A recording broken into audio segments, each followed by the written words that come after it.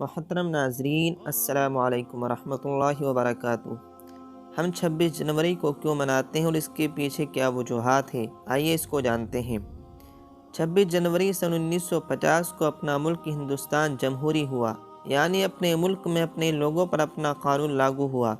آزاد ہندوستان کا اپنا دستور بنانے کے لیے ڈاکٹر بھیم راؤ امبیڈکر کی صدارت میں 19 اگست سن 1947 کو 7 رکنی کمیٹی تشکیل دی گئی تھی، جس کو ملک کا موجودہ دستور مرتب کرنے میں 2 سال 11 ماہ اور 18 دن لگے تھے۔ دستور ساز اسمبلی کے مختلف اجلاس میں اس نئے دستور کی ہر ایک شق پر کلی بحث ہوئی، پھر 26 نومبر سن 1949 کو اسے قبول کر لیا گیا اور 24 جنوری سن 1950 کو ایک مختصر اجلاس میں تمام ارکان نے نئے دستور پر دستخط کر دیا۔ بہرحال 26 جنوری سن 1950 کو اس نئے قانون کو لاگو کر کے ملک بھر میں پہلا یوم جمہوریہ منایا گیا۔ اس طرح ہر سال 26 جنوری یوم جمہوریہ کے دن کے طور پر پورے ملک میں جوش و خروش کے ساتھ منایا جاتا ہے، اور 15 اگست سن 1947 کی طرح یہ تاریخ بھی ملک کا قومی اور یادگاری دن بن گیا۔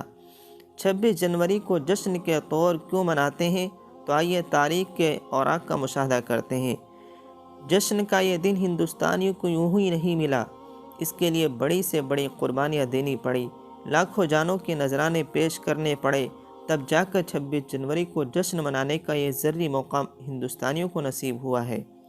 انگریزوں کا پہلا قافلہ سن 1601 میں دور جہانگیر میں ہندوستان آیا تھا۔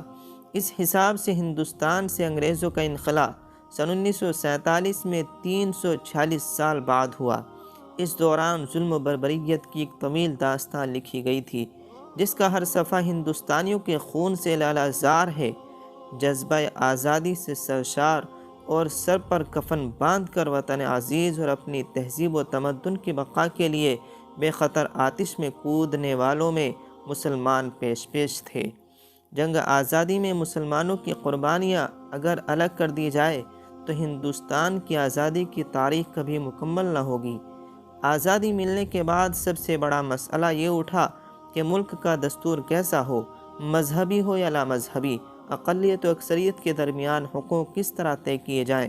چنانچہ آئین ہند کے ابتدائی حصے میں صاف یہ لکھا گیا کہ ہم ہندوستانی عوام یہ تجویز کرتے ہیں ہندوستان کو ایک آزاد سماجوادی جمہوری ملک کی حیثیت سے وجود میں لایا جائے، جس میں تمام شہریوں کے لیے سماجی، معاشی، سیاسی انصاف، آزادی خیال، آزادی اظہار رائے اور آزادی مذہب اور عقیدے کی پوری آزادی دی جائے، انفرادی تشخص اور احترام کو یقینی بنایا جائے اور ملک کی سالمیت اور یکجہتی کو قائم اور دائم رکھا جائے۔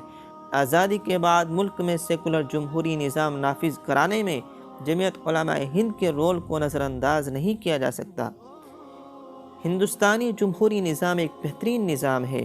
اس میں مختلف افکار و خیالات اور تہذیب و تمدن کے لوگ بستے ہیں، اور یہی مختلف رنگارنگی تہذیب یہاں کی پہچان ہے۔